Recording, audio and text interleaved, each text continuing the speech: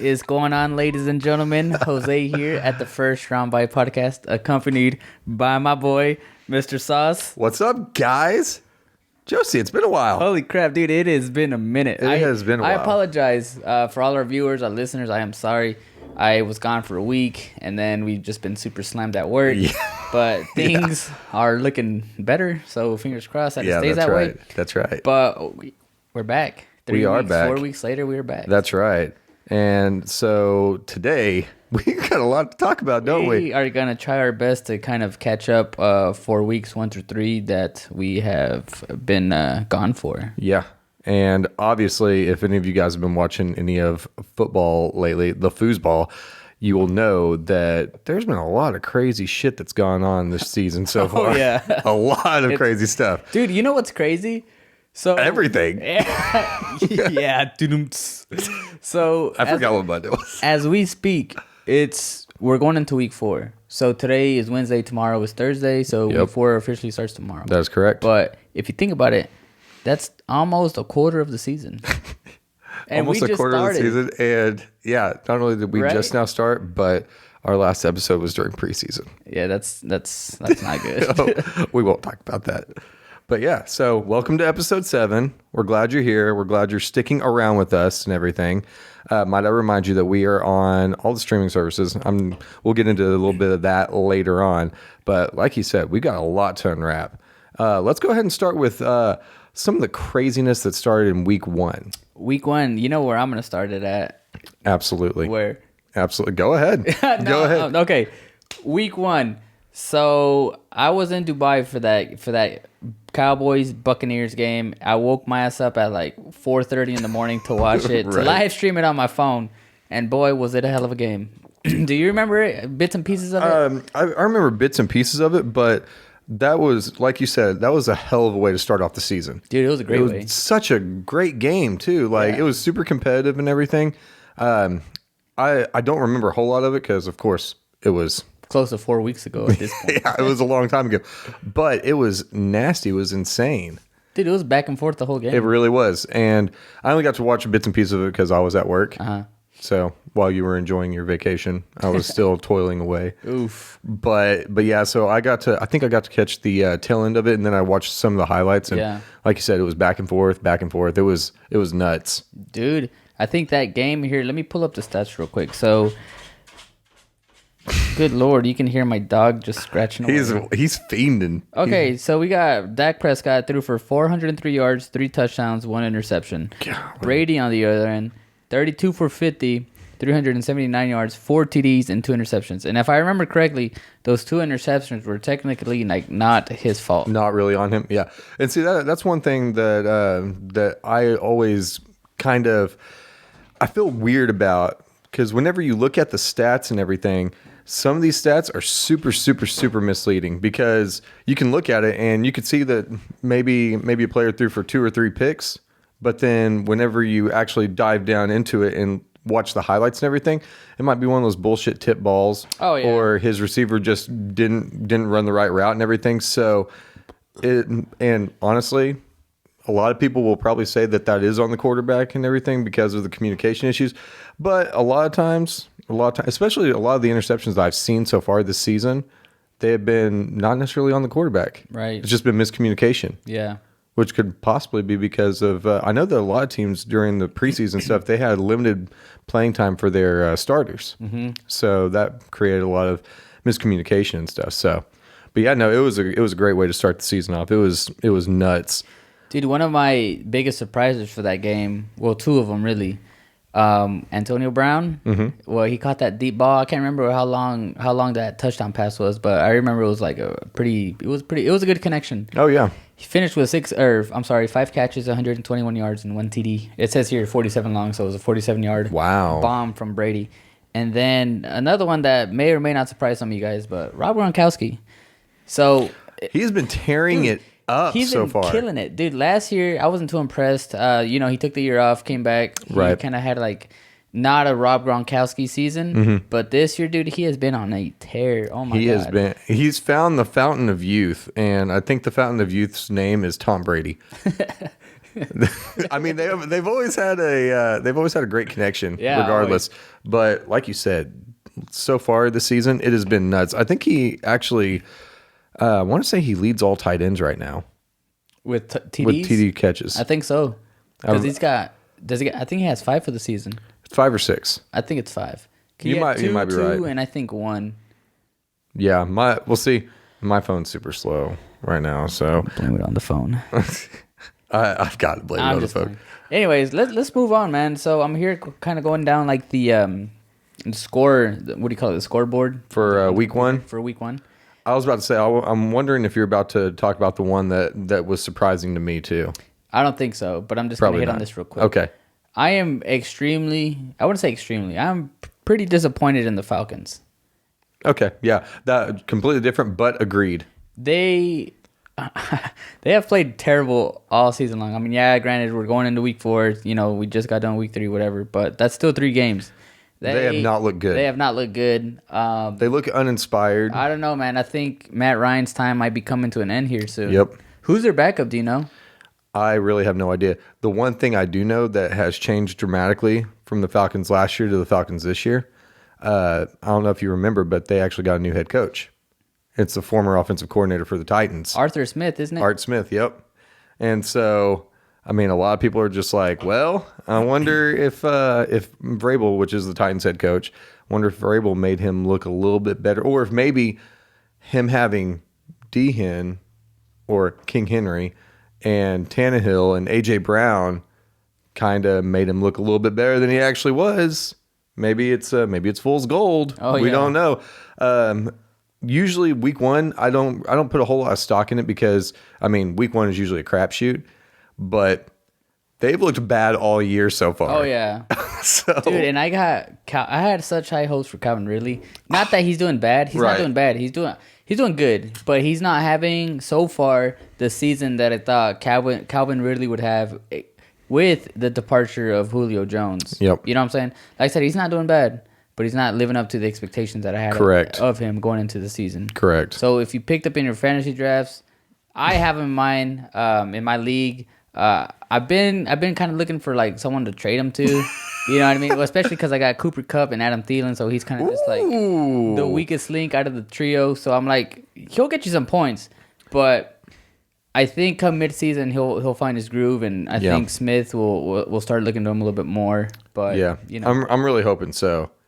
Another thing that I will mention, not necessarily on that game, but what I was looking at the very first week, the Bills, their offense did not look good against the Steelers. Now, the last 2 weeks, completely different. It's like they flipped the switch. Josh Allen, week 2, I don't think that he played super great. I mostly know that because I drafted Josh Allen, and I think it might have been our fantasy league. I don't remember. I can't remember either. Yeah. But either way, I have him in my fantasy league, so obviously I follow Josh Allen quite a bit, and he tore it up this last weekend. But week 2, I think that he started doing a little better. Week 1, that Bills offense looked like straight garbage. They couldn't move the ball at all against the Steelers, and they ended up losing. And they were like the talk of ESPN for a while. Like all these top teams in the playoffs from the year prior, they were asking, well, who needs to rebound more? And I think they had the Titans, Packers, the Bills, because all those teams started out 0-1. I mean, and the Packers. They got blown out, right? What the hell? It wasn't the Lions, was it? No, it was I believe it was the Saints. Yeah, Saints. 38-3. And then Jameis Winston, didn't he throw 5 touchdown passes? And he only had like under 200 yards. Under 200 yards passing. It was like 100 and I want to say 60 something yards. Yeah, I think you're right. I was like, what? Aaron Rodgers got me negative fantasy points. He's my other quarterback in my other league. That's in my league. Yeah. In your league, that's who I had, and he let me down so bad. I was so mad. But yeah, it was so uncharacteristic. And then everybody was talking about. They were like, "Wow, is this Rodgers' chance to say like, you know what? Screw you guys for doing all this stuff to me and everything." Because everybody knows about all the drama that happened in the offseason and stuff.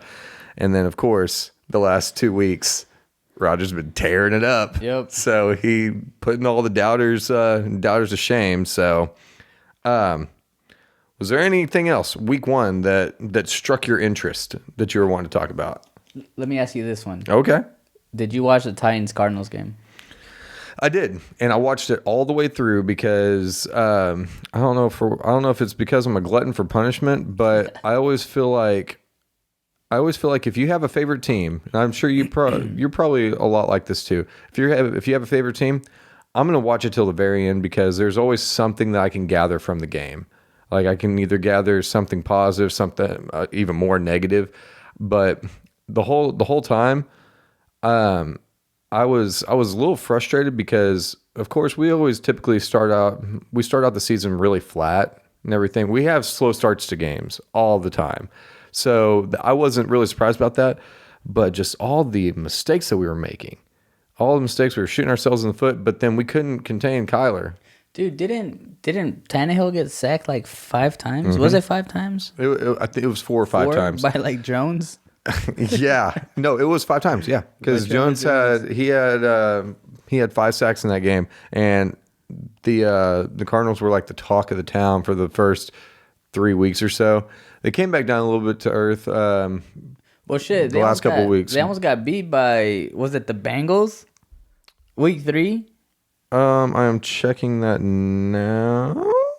I don't know, but it was the it was not the Jags. What in the world? It was the Jags. Wait, yeah, it was the Jags. It was the Jags. Yeah, because I know the Jags were up for I can't remember for the extent of time that they were up, but they were definitely up. And I think it happened after that. Was it like a kick return the Jags had or something like that? They had like some crazy play or something. And then of course the Cardinals started going off. Oh yeah. And I was just like blown away.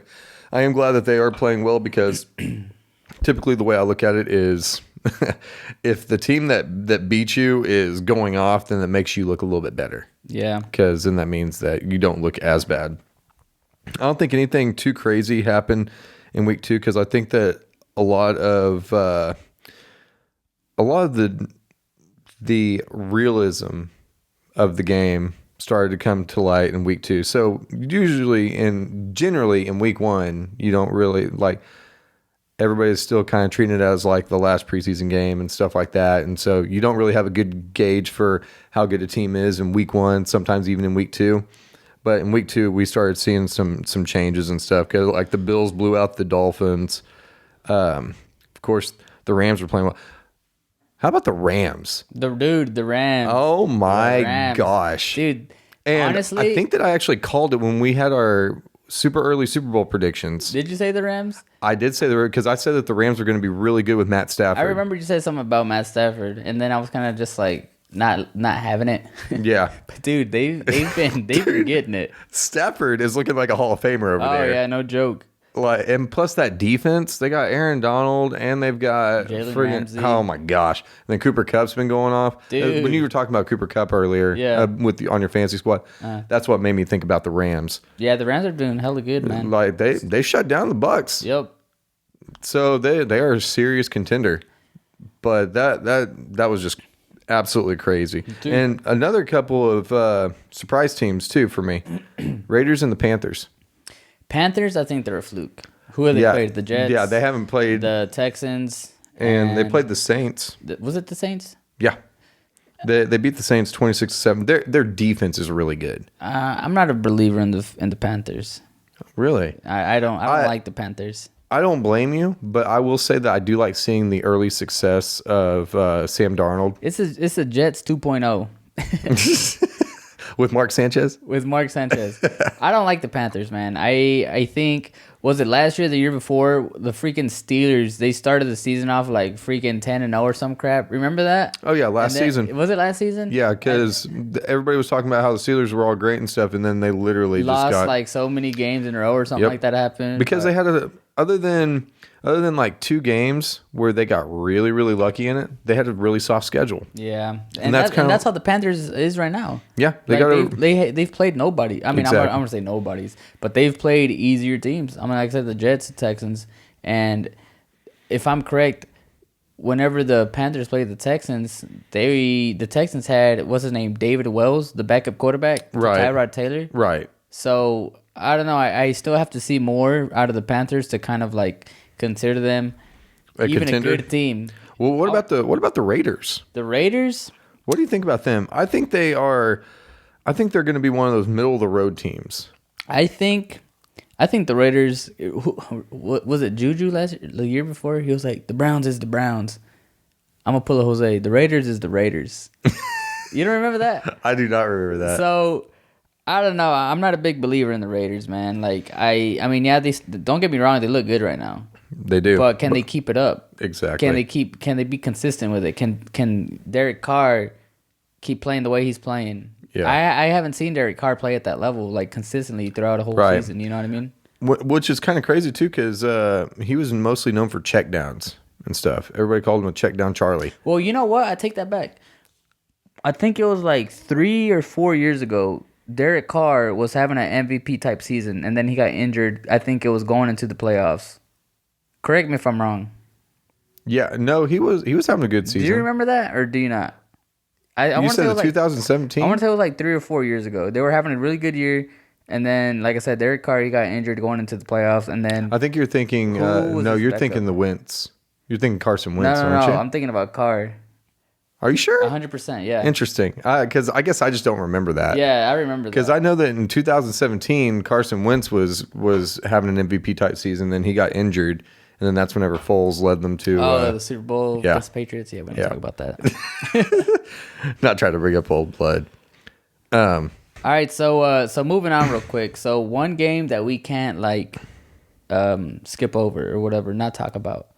The Ravens versus the Chiefs, Week 2. That was a hell of a game if you watched it. It was. That was. Did you watch it? I did. I watched it, and I mean, so with the Chiefs are such a strange team because I feel like so far this season they have been just kind of sleepwalking through the season so far because literally everybody knows that they could probably be 3-0 right now. Oh, without a doubt. Easily 3-0. Easily. But I was watching on ESPN whenever they were actually just talking about the Week 3 loss that they had, but they were talking about how they think that they are just literally because they have so much firepower on offense. Now their defense is kind of a leaking faucet right now. Their defense sucks, but obviously when you got Patrick Mahomes and you got all those other weapons on offense, it's just so crazy to see that. And so, but like they couldn't contain Lamar, like they couldn't contain him at all. And plus, wasn't it in that game that the Ravens were down to like their third string running back or something like that? Is that game? Dude, the Ravens, they lost J.K. Dobbins, Gus Edwards. Mm-hmm. Who the hell is the other one? They have another. I'm pretty sure they have another running back that's out. Yeah, because I think they were down to their fourth and fifth. Yeah, they're down to like their freaking practice squad running backs. Yeah, but to be fair though, I mean, whenever you got Lamar Jackson, he is your running back. He is your running back. Yeah. Sorry, Carter. I'm still. So I think Lamar is a dynamic athlete. I love watching him. He's an exciting player. But I still can't get over the fact that I feel like he's more of a running back than he is a quarterback. I like Lamar, man. Like no, I like I said, I do like him. I think he's a dynamic athlete, and I love watching him play. But and I think the other night he actually had like I think Hollywood Brown dropped like 3 touchdown passes. Yeah, I think that was this past game week 3. I didn't watch the game, but I read somewhere like Brown had 2 potential touchdown catches. I'm sorry, something like that. Then I was about to say if the Ravens are going to do anything, they need to get they need either their wide receivers to step it up, or I guess continue to rely on Lamar on the ground. Yeah. But yeah, no, that was a nutty, crazy game because the entire time you're sitting here thinking that the Chiefs are going to just pull it out mop the floor with them. Because what else are they going to do? It's the Chiefs. They're supposed to just be this juggernaut that destroys everybody. But no, of course, they end up losing last second to the Ravens, which kind of sucks, but I mean, that's just another AFC contender. But how crazy is it that, well, for one, props to your boy Justin Herbert, because he just got his first win, didn't he? Against the Chiefs? Yeah. I couldn't tell you honestly. I think that is the first time. He basically, with the help of his defense and everything, he basically outdueled Pat Mahomes. Dude, the freaking the Chargers, they're looking good. They are. And I knew Justin Herbert was going to do good. I knew it. But freaking Mike Williams, he's been stepping up big time. Keenan Allen, I haven't really kept up with the Chargers a whole lot, but I'm sure Keenan Allen is doing Keenan Allen things. Mike Williams has been stepping up. Austin Eckler has been doing a good job. Justin Herbert, defense, they're looking like a good team, man. I mean, I wouldn't go as far as to call them contenders just yet, but they're doing pretty good. I mean, they beat the Chiefs. I'd have to see a little bit more, and stuff, because especially since I'm sure I feel bad for any team that plays the Chiefs going forward, because I bet Andy Reid's going off on them, and he's gonna have them playing up to their full potential soon. Yeah. So let me ask you this: did you happen to watch the Ravens-Lions game? I didn't, but I did see the highlights. Okay. The highlight, I should say. So, did you see that the no call on the delay of game? I didn't see that. So what happened? The props to Justin Tucker for kicking the longest field goal in history. That's awesome. Actually, never should have happened. The play right before that, the play that got them into the field goal range, there was at least a second and a half to 2 seconds after the play clock hit 0, and they just allowed it to keep going. So was it like the television play clock, or was it the game play clock? So because I went and looked it up and everything, and whenever I went to go look it up, a bunch of people were asking the same thing. They were like, well, sometimes those clocks are different. Well, I haven't 100% confirmed it, but from what I read online, I had a lot of people saying that, and there was a lot of people that were confirming that they were at the game and that the clocks were in sync. So I don't know. I have seen it before where the refs blew it. I feel like at least in one game out of every week, there's some bullshit call that doesn't get called or something that happens. Some controversial call or non-call or whatever. So I mean, I'm not surprised, and I didn't see the game. Yeah. So I couldn't sit here and argue with you, but at the same time, there's always going to be those people that say, oh, the refs were on this team's favor, oh, this and that. You know what I mean? Absolutely. So there's always going to be those people. Like, anytime a team wins or loses, whatever, you go on Facebook, you go on Instagram, whatever, you go, like, let's just say, whatever, the Ravens beat the Lions or whoever it was. You go to the comment section, and there's people like, oh, the black and white stripes were on the Ravens team tonight. That's right. This and that and the other. So it's like, it's just another one of those. There's always gonna be those people. See, and I'm kind of on the side of I know a lot of people think that sometimes it's rigged and like people pay off the refs. So I don't agree with that. What I will say though is that they're only human.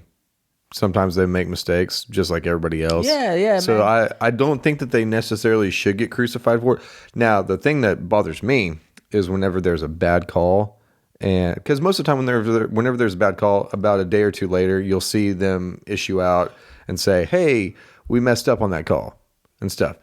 Now, what I don't like seeing is whenever it's a blatant call, like that nasty, I think it was a while back, that blatant pass interference in the Saints game. Vikings yes. game, wasn't it? Or was it Rams? I know Vikings. I know what you're talking about. I know what you're talking about. But they never came out and said they never came out and said, "Whoops, sorry." Well, honestly, that's probably for the best, because imagine being on the other team or being a fan of that team, and then like having the refs or whoever saying, "I'm sorry." Like, that probably would make me feel worse, to be honest with you. Right, but at the same time, it's just like that was probably the most blatant no call that I've ever seen. Yeah, and it was awful. But I also got to say, before we move on, the Titans are in first place in the AFC South after defeating the Colts. So, well, you know what? Let's go Titans. Hold on. But is that a surprise though? You got the Texans, the Jags, and the Colts. That's right. Now, but see, the only reason why it's not a surprise to me, but I guess the bettors and Vegas, they had the Colts as favorites going into the season to win the AFC South, and I think that part of it was because they thought that Wentz was going to be revitalized and stuff like that. And whenever he's been healthy, he has looked good. When he has been what? When he's been healthy. Say that again. Healthy. Dude, I think it was last game. He had both of his freaking ankles taped up because they were both like just screwed. Yeah. You know what I mean? And he couldn't even walk. Apparently wasn't able to do much against the Titans. Now in that game, the Titans turned it over 3 times. Fumble and 2 interceptions. Jeez. But at least one of those interceptions was not on Tannehill because it was just it was a good, well thrown ball, but it was a tip drill. Right. Popped up in the air and everything. But yeah, so that shit was nuts. But we're starting to see, it's obviously we're approaching week 4, so we're starting to see more and more of like the division start to take shape and everything, and how the rest of the season is going to play out. You're starting to see the tendencies, like who are the contenders, who are the pretenders, and stuff like that. Maybe in an episode here pretty soon, like midway through the season, we'll talk about who we think are the contenders and the pretenders. Well, shoot, I could already have named you some of those.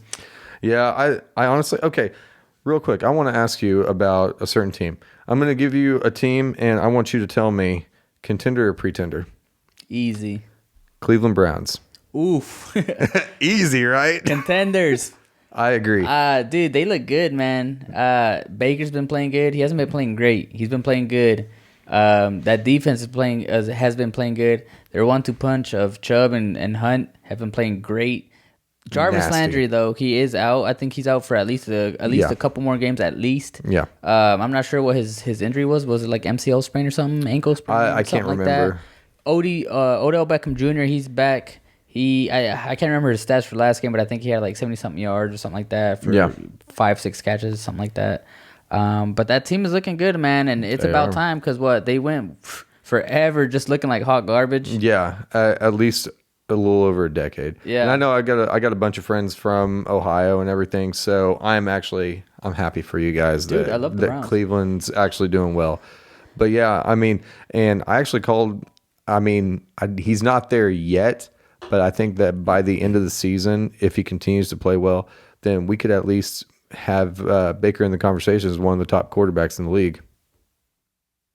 I would think.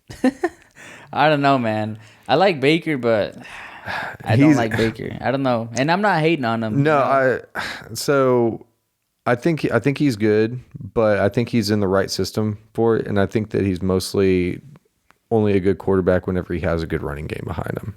If he doesn't have the good running game behind him, then I think that he struggles quite a bit. But then again, a lot of people say that about a lot of different quarterbacks. Yeah. Including my boy. I don't know, man. I personally, I haven't seen enough out of Mayfield to call him even help. I don't even know if I put him in my top 10. If I did, it'd be towards the end. Maybe 8, 9, 10, maybe. Hey, that's still a top 10. I don't know. I said maybe. I had to think about it. That's still a top 10. But still I don't know, man. I'd definitely take Kyler Murray over Mayfield. I remember whenever Kyler Murray, whenever he was declaring for the NFL, I remember I made like this Facebook post. And I'm a Texas fan, so I'm not saying I hate OU, but I don't like OU, obviously. And I said by the end of Kyler Murray's career, he will have a better career than Baker Mayfield. Yeah, I could see that. He will have a better career than Baker Mayfield. I like Kyler a lot more than Kyler Baker. is a hell of a quarterback. He is. He's super exciting too. He's like a better version of Lamar Jackson. Agreed. He can throw the ball. He's elusive. He's quick. I mean, is that the same thing? He's smart. Yeah. And this is his third year in the NFL?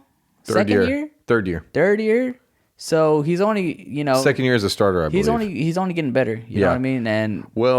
And I will say this. I mean, I completely agree. I do think that Kyler is the better quarterback, but also Look at Lamar's receiving options. Look at Kyler's receiving options. Hold on. Lamar Jackson. Weren't we comparing him to Baker? Didn't you just say that?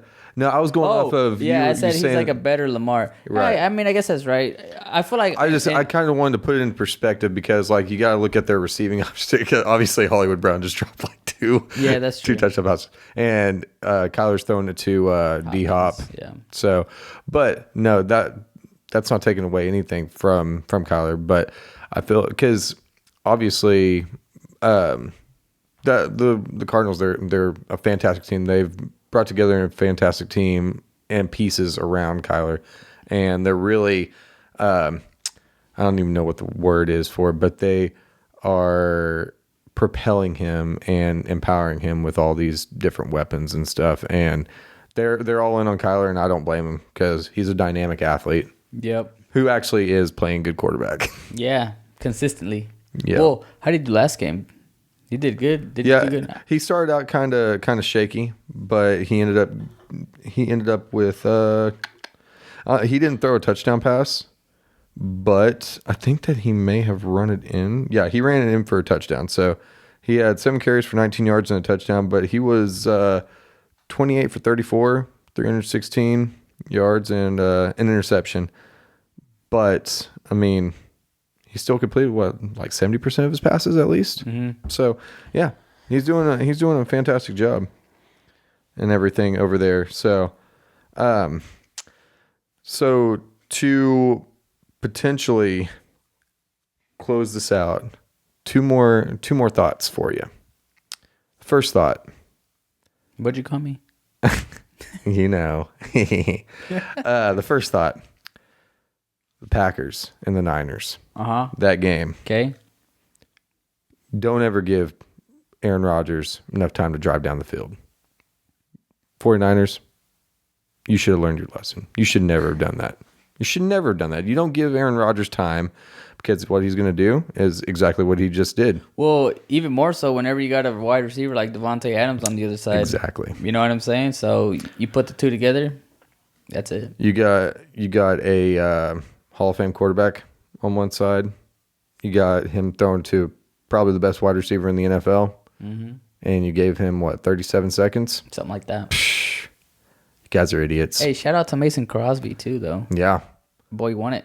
And what's also funny is the fact that everybody was thinking that A-Rod just doesn't care anymore. Yep. That he just doesn't care. I distinctly remember whenever he completed the pass to, I believe it was Devontae Adams, to get them into field goal range, he got up and he got so excited about it. And I was just like, you know what? A guy that gets excited about that doesn't, I mean, he's not quitting on the team. Yep. He still gets excited. He's still competitive. So shout out to them. But also, how about them boys? Which ones? The Cowboys. The Cowboys. I cannot believe that I'm saying that, but they looked really good. But hold on, and I'm not trying to discredit the boys, you know. Like I don't hate on anybody, right? Like the thing that bothers me the most about some football fans is whenever they like completely like just shit on other teams. Right. Like I don't know, like I'm not a hater. I love the game of football, man. I do too. I love it. Like I don't sit there and bash any team. I don't sit there and bash any player. To me, if you're a real football fan, that's how you should be. In my opinion. No, I That's agree. how it should be. I Because agree. if you respect the game, you respect the players, and you respect how they play and what they bring to the game. But anyways, Exactly. off topic. The Cowboys, they play the Eagles, man. Yeah. Yeah, they're 2-1, right? They're 2-1, but I don't know. I was more impressed with the Week 1 win over loss to the Bucks than what I was in their Week 3 win over the Eagles. Yeah. I just thought that Dak played really, really well. And to be honest, actually, that was a Monday night game, right? Mm-hmm. So I kind of like half-assed watched like the second half of that game because I was at work. Right. But Zeke finally found the end zone. I feel like he finally found his groove. Mm-hmm. But Tony Pollard is crawling up his ass. And I love it because guess what I did? I picked up Tony Pollard in fantasy. Yeah. Late round pick. That's right. No, and here's the thing though. I was on Facebook the other day. And one of my buddies from school, he was like, the Cowboys need to trade Ezekiel Elliott and Rose Pollard. I was like, what? Pump the brakes there, buddy. Like, Zeke is still, in my opinion, he's probably still a top 5 running back in the league. sometimes you just start off rusty, man. Just give them time. And the Cowboys are not the same team that they were in the past years, because in the past years they were a run heavy team, best offensive line in the game, feed a running back, feed Zeke, and back in the day feed DeMarco Murray. I feel like now they're more of like a balanced out team. They can air it out, they can run the ball. So Zeke's not going to have the same looks as what he did, a couple years ago or his rookie year. Exactly. So shout out to the Cowboys though. They're playing really well. I'm happy for Dak. I hope that they continue to find success, just like how I hope that all these teams continue to find success and everything, because kind of like you, whenever I'm watching a game, I don't want to see a blowout. I want to see a good game. Yep. I want to see a really good game, because that's what keeps me on the edge of my seat and everything, keeps me interested in watching it. So, but other than that, you guys need to stick around for the next episode, because the next episode we're going to be doing a Week 4 preview. Oof. And if you guys have seen, there's a lot of cool stuff that's going to be going on in Week 4. And we're going to be talking about those storylines in the next episode.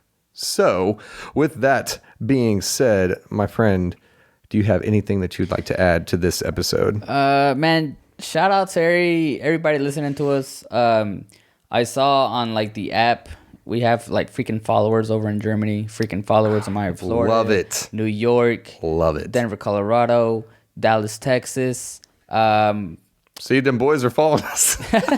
I can't remember where else we have a lot of followers. Oklahoma City, all my boys here in the 405. Shout out to all you guys. Thank you guys for supporting.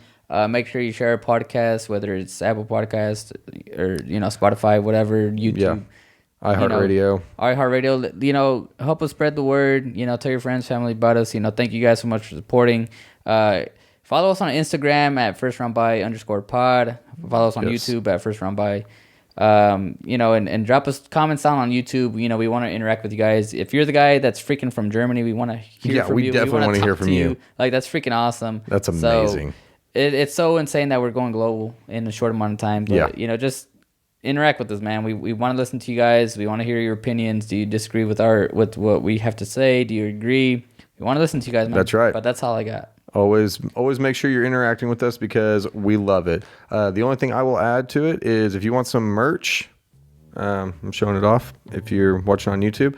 But if you want some merch, head to firstroundbuy.com. That actually has the links for everything, so you can link up with Spotify, YouTube, all of our content. It all goes over there. So firstroundbuy.com, that is your one-stop shop for everything First Round Buy related. But with that being said, we will catch you guys in the next one. Thank you so much for watching. Peace.